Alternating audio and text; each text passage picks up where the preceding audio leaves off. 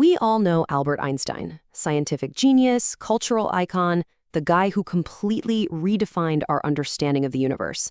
But behind the physics, there's a political drama that most people have never heard about.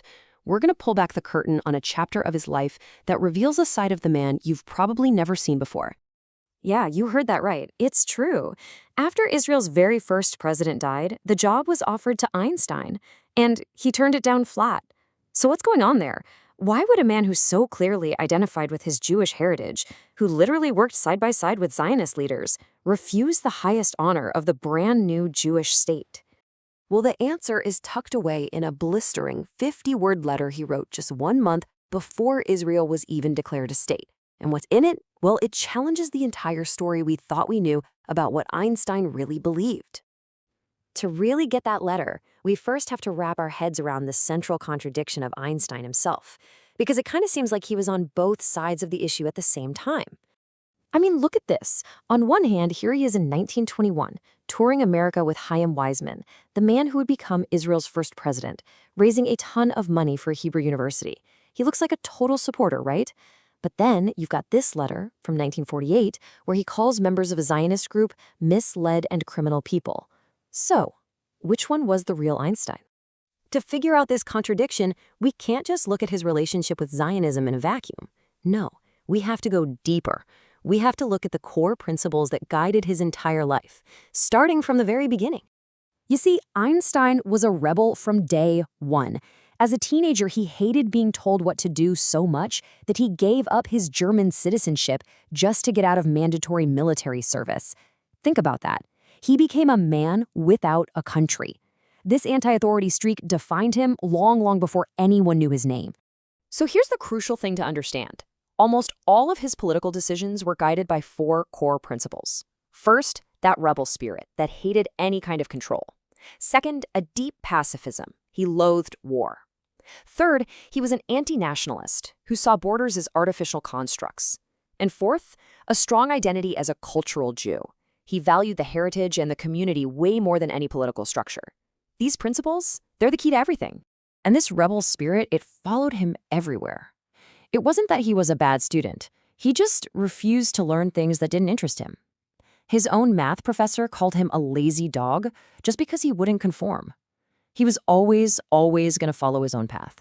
Now, these weren't just some abstract ideas he liked to talk about. His principles were put to the ultimate test during World War I. And ironically, his response would be the very thing that made him a global superstar. So picture this. It's 1914, the war is just starting, and Germany's intellectual elite are all rallying behind the cause. 93 of the country's most famous scientists, artists, and writers signed this document called the Manifesto of the 93. It was a full-throated endorsement of Germany's war effort, and they really wanted Einstein to be number 94. And what did he do? He flatly refused. At a time of intense, fever-pitch patriotism, Einstein basically said, "My work belongs to the world, not to any one country." This act of defiance made him a pariah among his colleagues in Berlin, but it proved his anti-nationalist principles were way more than just words. And get this, his refusal actually made waves across enemy lines. Over in Britain, an astronomer named Arthur Eddington, who was also a pacifist, heard about this German scientist who refused to support the war. And so an unlikely friendship began, all through letters smuggled across a war zone. And here's the amazing part. Einstein needed an astronomer to prove his new theory of general relativity, so Eddington, his supposed enemy, travels all the way to Africa to photograph a solar eclipse, and the pictures confirmed Einstein's theory perfectly. A German scientist and a British astronomer working together to reveal a new truth about the universe. It was this beautiful symbol of science overcoming war, and it's what made Einstein the most famous scientist on the planet. So how does this fiercely independent, anti-nationalist guy end up on a fundraising tour with Zionist leaders? Well, the answer, in a word, is Hitler. As anti-Semitism exploded in Germany, Einstein, being a very prominent Jew, became a major target. His friend, another Jewish scientist, was assassinated. Hitler literally put a price on Einstein's head. It was in this climate of absolute fear and desperation that Chaim Weizmann came to him with a proposal.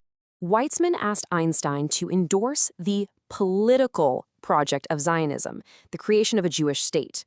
Einstein's response? An immediate no. It went against every one of his core anti-nationalist beliefs. But Weizmann was smart. He pivoted. He started talking about the desperate need for a safe haven for Jewish intellectuals, for Jewish culture, so they reached a compromise. Einstein would not support a state, but he would help raise money for a university. A cultural center, not a political one. It's a huge distinction.